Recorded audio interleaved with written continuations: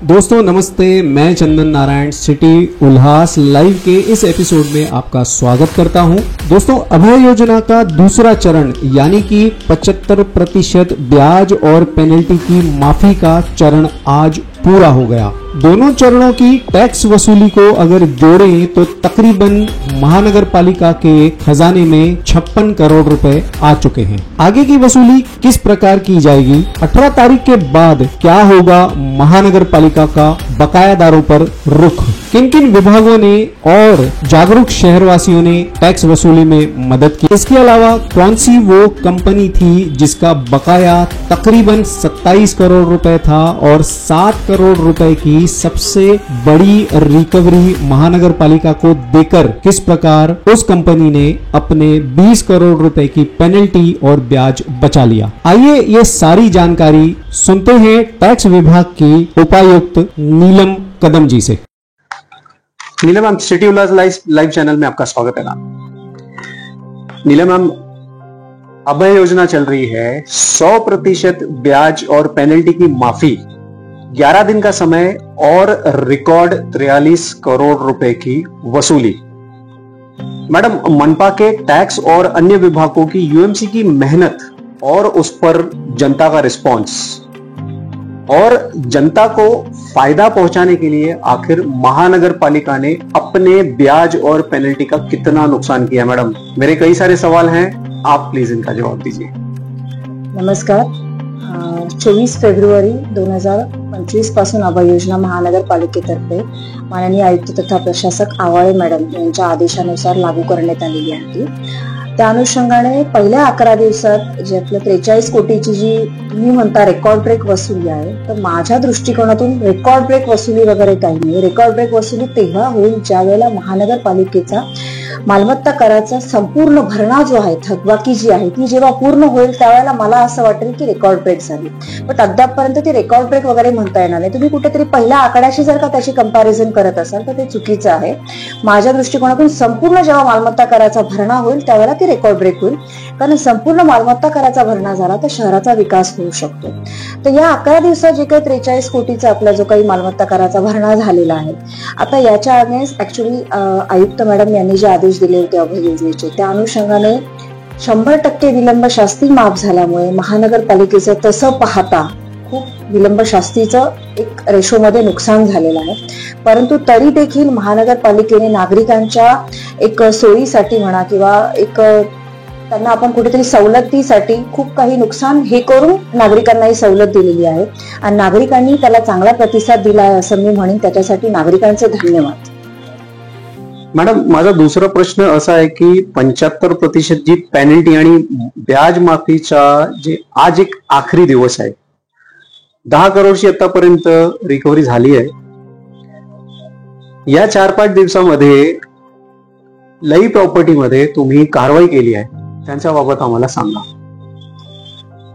कसं आहे चंदन की या अभय योजनेमध्ये आम्हाला विविध माध्यमातून बऱ्यापैकी आम्हाला सहकार्य मिळालेलं आहे। जसे आमचे लोकप्रतिनिधी आहेत, बऱ्यापैकी लोकप्रतिनिधींनी त्यांच्या प्रत्येक वॉर्डमध्ये ठिकठिकाणी आमच्या मदतीने किंवा आम्हाला एक अप्रोच करून कॅम्प लावले होते। त्या कॅम्पच्या अनुषंगाने आमच्याकडे भरपूर एक कलेक्शन झालेलं आहे। ते देखील आम्ही नक्कीच प्रेसला देणार आहोत की एवढं कलेक्शन आम्हाला लोकप्रतिनिधींच्या माध्यमातून त्यांच्या कॅम्पच्या माध्यमातून झालेलं आहे। बरेच NGO पण पुढे आले, त्याच्यानंतर महिला बचत गटांची पण आम्हाला खूप सारी मदत झालेली आहे। आता 75% म्हणाल तर आज एक शेवटचा दिवस आहे। 75% ज्या विलंब शास्तीच्या माफीमध्ये पण आपल्याला बऱ्यापैकी कलेक्शन आलेलं आहे। परंतु तरी देखील ना माझे कुठेतरी शोकांतिका म्हणू शकते मी, अजूनही बरेच मोठे थकबाकीदार आहेत ज्यांनी या ऍक्च्युअली त्यांनी अभय योजनेचा खरा फायदा घ्यायला पाहिजे होता, लाभ घ्यायला पाहिजे होता, पण अद्यापपर्यंत त्यांनी घेतलेला नाहीये। त्या अनुषंगाने काल देखील आम्ही एका भूखंडावरती कारवाईला गेलो होतो। अनधिकृत बांधकाम विभागाच्या संयुक्तिक आणि आमच्या मालमत्ता कर विभागाच्या संयुक्तिक कारवाईने आपण तिथे गेलो होतो। तिथे ज्या अनधिकृत झोपडपट्ट्यांचं हे झालेलं आहे, बसलेलं आहे, त्यांना आपण रिकाम्या करण्यासाठी सूचित करून आलेलो आहे। एक झोपडी आपण तोडलेली पण आहे तिथे। माझं एकच आहे की लवकरात लवकर मालमत्ता कराचा भरणा करावा, जेणेकरून आम्हाला देखील या ज्या काही कारवाया आहेत या आम्हालाही अप्रिय आहेत। उल्हासनगर शहराच्या नागरिकांसाठी एकच आहे की या अप्रिय कारवाया त्यांनी टाळाव्या, यासाठी लवकरात लवकर मालमत्ता कराचा भरणा करावा, जेणेकरून महानगरपालिकेतर्फे कुठल्याही अशा अप्रिय कारवाईंबाबत पाऊल उचललं जाणार नाही. मॅडम, एक कारण तुम्ही सांगू शकता का की हे जे मोठे बकायदार आहे त्यांची एक रिजिडिटी किंवा एक मुख्य कारण काय आहे? काही मोठी शक्ती त्यांच्या मागे आहे का? नाही, असं मी नाही म्हणणार. ऍक्च्युली कसं आहे की आपल्या उल्हासनगर महानगरपालिकेच्या मी जेवढा आता टॅक्सचा चार्ज घेतल्यापासून मी जो अभ्यास केलेला आहे, कॅपिटल आणि रेटेबल व्हॅल्यू हा जरा महत्वाचा मुद्दा जो चर्चेत आहे. आणि आता माननीय आयुक्त मॅडम आहेत, त्यांच्या आदेशानुसार आपण कॅपिटल व्हॅल्यू या पॉइंटवरती पण आपण खूप अभ्यास करतोय आणि त्या अनुषंगाने आपण वाटचाल पण चालू केलेली आहे. आणि लवकरच आमचं एक टार्गेटिंग आहे, 100 दिवसाच्या आमच्या त्या प्रोग्राममध्ये आम्ही घेतलेला आहे एक उपक्रम आमचा, की तो आपल्याला कॅपिटल व्हॅल्यूचे चालू करायचा आहे. कारण बऱ्याच ठिकाणी असं होतंय की रेटेबल असल्यामुळे कुठे यांचं ह्याच्यावर आहे, भाडे तत्वावर आहे, तिथे लोकांचा थोडंसं वादग्रस्त विषय होतो, डिस्प्युटेड विषय आहेत. असे देखील विषय आम्ही या याच्यामध्ये बऱ्यापैकी आम्ही सॉर्ट आउट करायचा प्रयत्न केलाय. कारण शेवटी माझा एक मेसेज असेल सर्व नागरिकांना, ज्यांना कॅपिटल आणि रेटेबल मध्ये थोडंसं हे वाटतंय, तर त्याच्यामध्ये एक आहे की कॅपिटल व्हॅल्यूचा जरी निर्णय आला आणि तो जरी लागू करायचा विषय झाला तरी देखील तो ज्या वेळेस आपल्याकडे शासनाकडून मान्यता येईल कॅपिटल व्हॅल्यूचं आपण स्टार्ट करण्यासाठी मालमत्ता कराचं निर्धारण, तर ते त्या वर्षापासून आपलं लागू होईल. परंतु जी मागची तुमची थकबाकी असेल ती तुम्हाला नक्कीच भरणा करायला लागेल, त्याची लायबिलिटी तुमच्यावर नक्कीच राहणार आहे. मॅडम, यानी की त्यांच्यावर ती कॅल्क्युलेशन तुम्ही करत आहे? Yes, internal department. हो हो. Okay madam, on a lighter note एक प्रश्न आहे कि 13 और 14 तारीख को होली, रंग पंचमी और धूलिवंदन है और 18 मार्च तक आपकी अभय योजना जो है वो चलेगी, जिसमें अच्छी खासी टैक्स रिकवरी के चांसेस हैं. पर मैडम 18 तारीख तक वसूली जो चल रही है, उसके बाद जो टैक्स बकायेदार होंगे किस तरह की कार्रवाइयों की होलियां खेलेंगी? नक्कीच.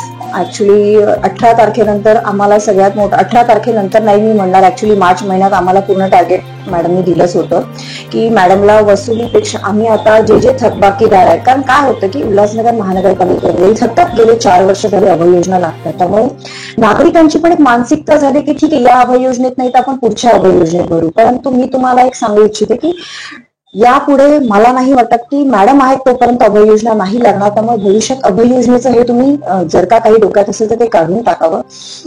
या अभय योजनेमध्ये आता 75% आजचा शेवटचा दिवस आहे, उद्यापासून 50% 18 तारखेपर्यंत आहे.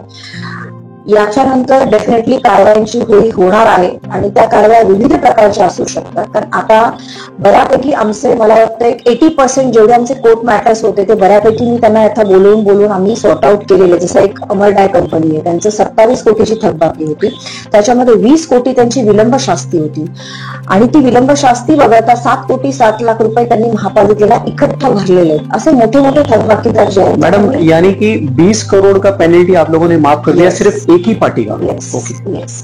ऍक्च्युली कसं आहे की हे थकबाकीदारांनाच समजणं आवश्यक आहे, जे मोठे थकबाकीदार आहेत, की तुमची विलंब शास्ती मोठ्या प्रमाणात माफ होते, तुम्ही भरणा करता त्याच्यापेक्षा ऍक्च्युली जास्तीत जास्त तुम्हाला फायदा होतो. याचा तुम्ही थोडा विचार केला तर तुम्ही नक्कीच पॉझिटिव्हली त्या गोष्टीबाबत विचार करा. आणि कारवायांचं म्हणाल ना तर एक आहे की कारवाई ही, जसं मॅडमनी पण मॅडमच्या याच्यात सांगितल्याप्रमाणे, कारवाई ही एका दिवसाची किंवा 31 मार्च पर्यंतची नसणार आहे.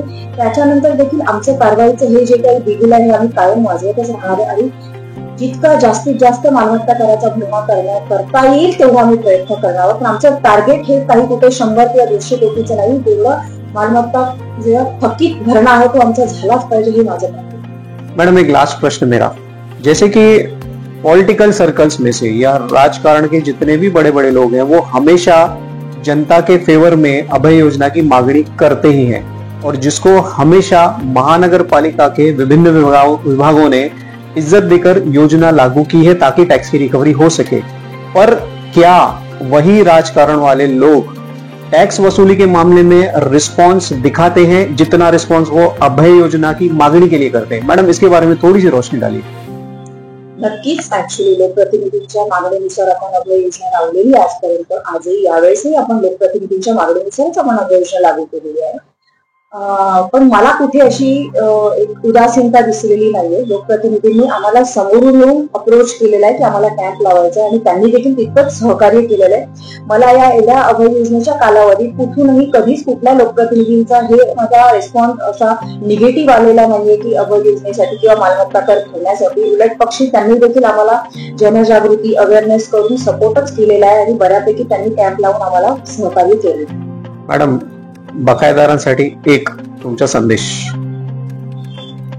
उल्हासनगर महानगरपालिकेतर्फे जी अभय योजना लागू करण्यात आलेली आहे 24 फेब्रुवारी पासून 100% विलंब शास्तीचे 11 दिवस होते ते आता संपलेले आहेत. त्याच्यानंतर 75%चा आजचा शेवटचा दिवस आहे. आजही जितका जास्त आहे तितका नागरिकांनी यामध्ये त्यांचा लाभ घ्यावा आणि तुमच्या थकीत मालमत्ता करायचा भरणा करावा. पुढील काही दिवस 18 मार्च पर्यंत 50% विलंब शास्ती माफ असणार आहे, त्याच्यातही तुम्ही फायदा घ्यावा.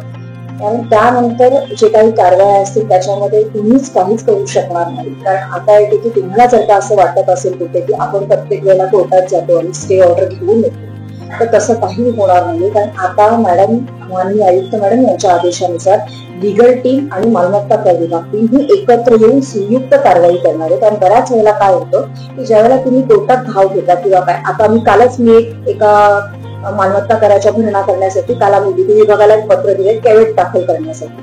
कारण प्रत्येक वेळेला काय होतं की तुमचे स्टे आल्यानंतर आम्हालाही शांत राहायला लागतं, परंतु कोर्टालाही हे समजणं आवश्यक आहे. माननीय कोर्टाला कसं असतं की आमच्या ऍक्च्युली 50% मालमत्ता कराचा भरणा केल्यानंतर त्यांनी पे करायची. त्यामुळे त्या अनुषंगाने आम्ही पण कॅवेट, म्हणजे सांगायची बॉटम लाईन अशी की आम्ही तितक्याच पद्धतीत आता ऍक्टिव्ह झालेलो आहोत. त्यामुळे कुठेही असं कुठे भ्रमात होऊ नका की कारवाई होणार नाही. लीगल वे आम्ही सगळ्या पद्धतीने कारवाई करण्याच्या आम्ही आता सध्या मोडमध्ये येऊ.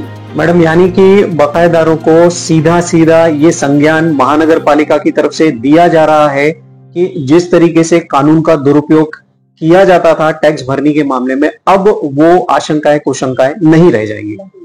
ठीक है मैम. सिटी उल्लास लाइव के साथ बात करने के लिए धन्यवाद.